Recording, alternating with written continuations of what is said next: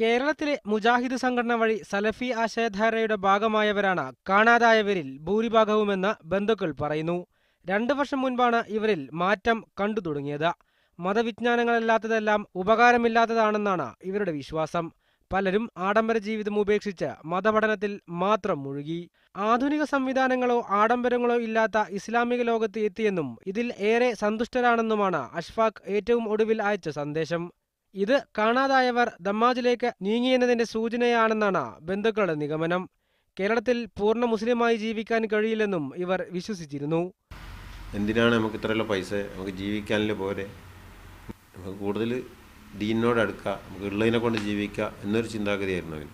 Democratic കൺട്രിയിൽ ഞങ്ങൾക്ക് പൂർണ്ണമായിട്ടൊരു മുസൽമാനായി ജീവിക്കാൻ പറ്റില്ല. കാരണം ഇവിടെ കൈക്കൂലി കൊടുക്കാതെ ഒരു കാര്യങ്ങളും നടക്കുന്നില്ല. ഒരു മുസൽമാനായി ജീവിക്കാൻ ഇവിടെ വലിയ പ്രയാസമുണ്ട്.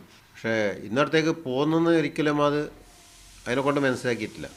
തീവ്രമായ ആചാരങ്ങൾ നടപ്പാക്കാൻ കേരളത്തിൽ സ്ഥാപിച്ച ആശ്രമങ്ങളെല്ലാം പരാജയമായതോടെയാണ് ഇവർ നാടുവിട്ടതെന്നും ബന്ധുക്കൾ പറയുന്നു. ഷഫീഖ് നസറുള്ള, മീഡിയ 1, കാസർഗോഡ്.